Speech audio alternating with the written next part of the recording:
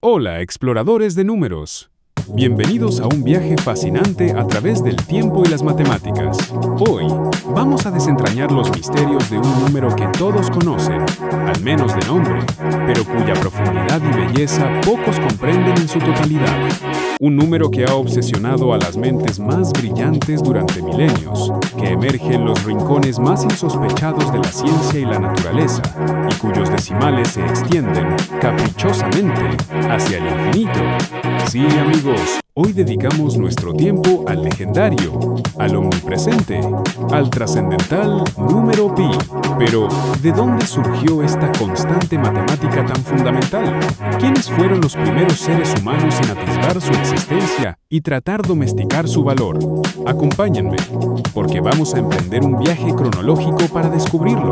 Nuestra primera parada nos lleva a la cuna de la civilización, la antigua Mesopotamia. Imaginen, si quieren, las cálidas tierras entre el Tigris y el Éufrates. Allí, en Babilonia, hace casi 4000 años, entre el 1900 y el 1600 a.C., los eruditos escribas babilonios ya lidiaban con pi. En sus tablillas de arcilla, cocidas por el sol y el tiempo, encontramos registros de sus intentos. Una de las aproximaciones más notables que nos legaron es 3.125, lo que equivale a la fracción 25 octavos. Piénsenlo. Sin calculadoras, sin computadoras, solo con su ingenio, llegaron a una cifra admirablemente cercana. Lo hacían, se cree, midiendo cuidadosamente los perímetros de círculos y también utilizando las propiedades de los hexágonos inscritos en ellos. No muy lejos, ni muy distante en el tiempo, cruzamos las arenas del desierto para llegar al majestuoso antiguo Egipto. Alrededor del año 1650 a.C., una joya matemática fue plasmada en papiro, el papiro de Rhind, atribuido al escriba Ames, aunque probablemente una copia de un trabajo anterior. Este documento nos ofrece otra aproximación temprana para pi. Los egipcios calcularon que pi era aproximadamente el cuadrado de la fracción 16 novenos. Si hacemos las cuentas, esto nos da un valor cercano a 3.1605. Ligeramente menos preciso que la mejor estimación babilónica, pero aún así, un testimonio del ingenio humano y su persistente búsqueda por entender las formas del mundo. Su método implicaba aproximar el área del círculo a la de un octágono. Damos ahora un salto significativo en el tiempo y el espacio, dirigiéndonos a la cuna del pensamiento occidental, la antigua Grecia. Y aquí emerge una figura colosal, Arquímedes de Siracusa. Alrededor del año 250 a.C., este genio universal, no contento con las aproximaciones existentes, desarrolló un método riguroso y brillante. Arquímedes ingenió la idea de atrapar el círculo entre dos polígonos regulares, uno inscrito dentro del círculo y otro circunscrito alrededor de él. Comenzó con hexágonos y, pacientemente, fue duplicando el número de lados de estos polígonos, acercándose cada vez más a la forma del círculo. Llegó hasta polígonos de 96 lados. Con esta proeza de cálculo geométrico, Arquímedes demostró, de manera irrefutable, que el valor de pi debía encontrarse en un rango muy específico, entre 3 más 10 70 y unavos, que es aproximadamente 3.1408, y 3 más un séptimo, aproximadamente 3.1428. La aproximación fraccionaria más famosa derivada de su trabajo, y que muchos aprendimos en la escuela, es 22 séptimos.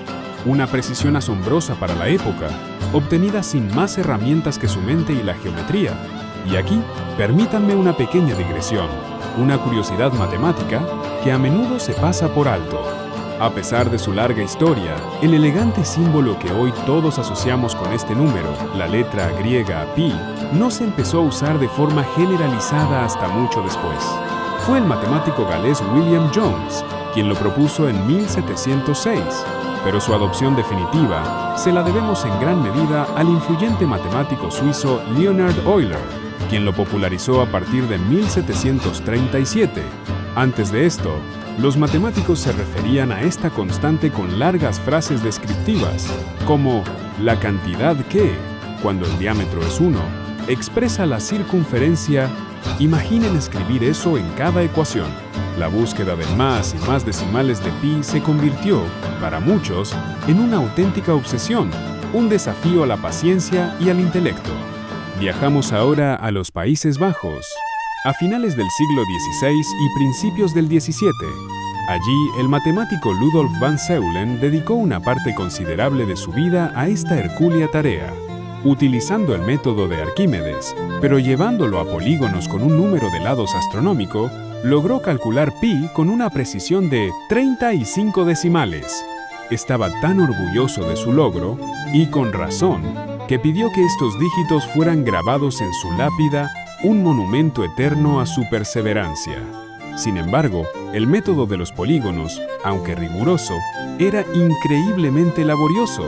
La llegada del Renacimiento y posteriormente la Ilustración trajo consigo un florecimiento de las matemáticas y el desarrollo de nuevas y poderosas herramientas, el cálculo infinitesimal y las series infinitas. Ya en el siglo XIV, en la India, el matemático Madhava de Sangamagrama, de la escuela de Kerala, había descubierto series infinitas que convergían al valor de pi, adelantándose varios siglos a los matemáticos europeos. Más tarde, en Europa, figuras como James Gregory, Gottfried Wilhelm Leibniz en el siglo XVII y John Machin en el siglo XVIII desarrollaron sus propias series y fórmulas. La fórmula de Machin, en particular, resultó ser extremadamente eficiente para la época y se convirtió en el método predilecto para calcular dígitos de pi durante casi 200 años. Estas series permitían obtener decimales con mucho menos esfuerzo computacional que el método geométrico. Y hablando de Leonhard Euler, es imposible no mencionar otra joya matemática donde pi juega un papel estelar. Se trata de la identidad de Euler, e elevado a la potencia de i por pi más 1 es igual a 0. Esta ecuación, de una belleza y concisión sobrecogedoras, conecta 5 de los números más fundamentales de todas las matemáticas: e, la base de los logaritmos naturales, y la unidad imaginaria, nuestro protagonista pi, el 1 la identidad multiplicativa y el 0 la identidad aditiva.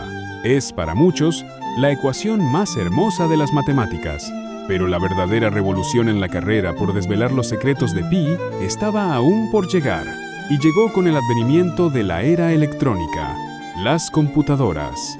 En 1949, en los Estados Unidos, la gigantesca ENIAC, Electronic Numerical Integrator and Computer, una de las primeras computadoras electrónicas de propósito general, fue puesta a prueba.